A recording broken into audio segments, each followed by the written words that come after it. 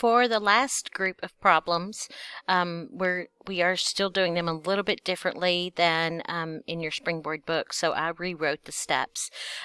When you have more than one log on one side of the equal sign, you can solve that problem by condensing this down to one log. You worked on the earlier part of the week on condensing and expanding logs using their properties. So we're going to be condensing, so we want only one log base 2. And when we condense over the plus sign right here, you know that becomes a multiplication problem. So we have x times x plus 2.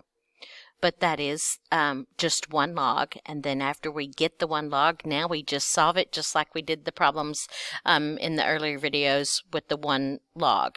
You rewrite it as an exponential. That becomes 2 to the third equals this base 2 right here with that exponent 3 is equal to x times x plus 2. So we simplify this. That's 2 dum 2 dum 2, and this becomes x squared plus 2x. This is a quadratic, and you know to solve a quadratic it has to be equal to 0. So I'm going to subtract 8 from both sides. X squared plus 2x minus 8. And now it's a problem that most likely can be factored. And you do one of those factor sum tables. I need two numbers that multiply together to give me 8. That will subtract to give me 2. And that will be plus 4 and a negative 2. Set each one of those equal to 0, and you end up with two solutions, one of them being negative 4 and the other one being positive 2. You do have to check for extraneous solutions. That is step number 4. When we plug in a negative 4 right here, we get log base 2 of a negative 4, and we get log base 2 of negative 2. We can't take the log of a negative number because this is saying 2 raised to what power will result in a negative 4, and you cannot start off with a positive base and end up with a negative value. That's not possible. So this negative 4 right here is an extraneous solution. You plug the 2 in right here, you get log base 2 of 2, and you get log base 2 of 2 plus 2 is 4. Those are both problems that we can evaluate, and that means that x minus 2 is a solution. This one is extraneous, but this one is a solution. It checks. So go ahead. I'll remind you here that subtraction means we have, we're going to, here where we multiplied these two, subtraction means when we condense it, we're going to end up with a division problem. Here's an addition problem, so we will be multiplying, and here's an addition problem, so we will be multiplying. Go ahead and pause the video and try to work these out. And once you get them worked out, you can unpause the video and then compare your answers with my answers.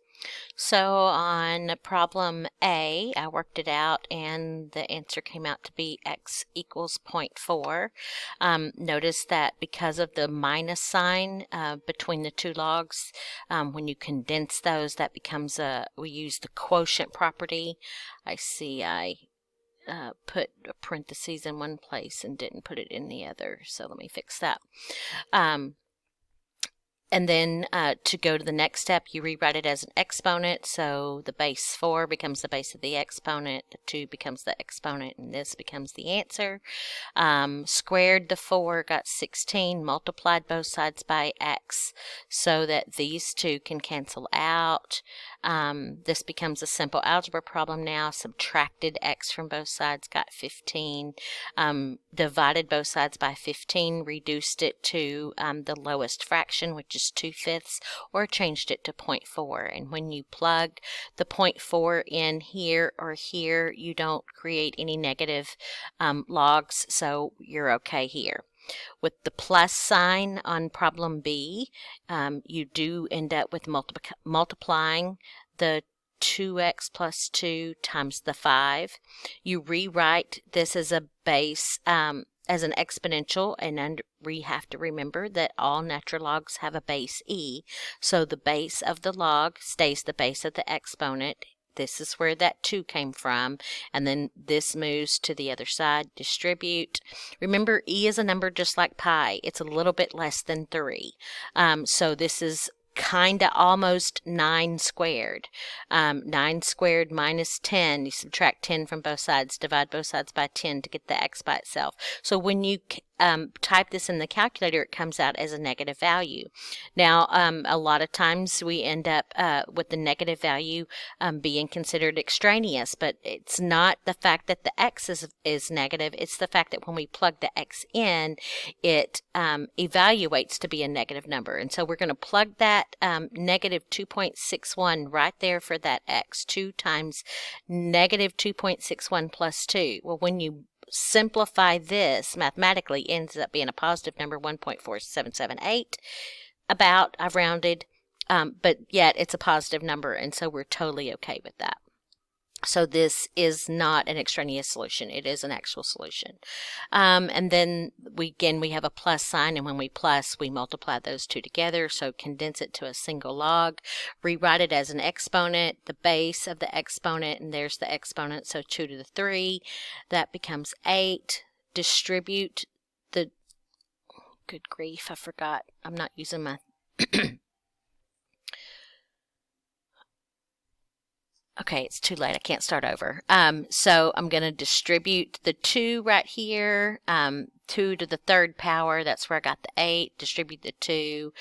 Subtract 8 from both sides. Factor out of 2. Why? Because I can. You should always, always, always factor out of GCF. That means that makes factoring this quadratic a lot easier. It's one of those simple factor sum tables. I need 2 numbers that multiply together to give me -4, that add to give me -3.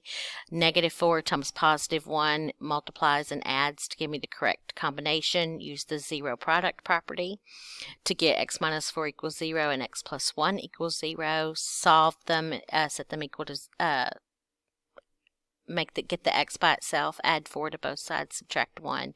Plug it in, make sure it checks, and when you plug in the -1 in here and -1 in here, you get 2 negative values. You can't take the log of a negative number, so the -1 is extraneous, but the 4 works. Now, I know I went through those all really quickly, but you have the ability to stop and rewind and listen again to make sure you understand.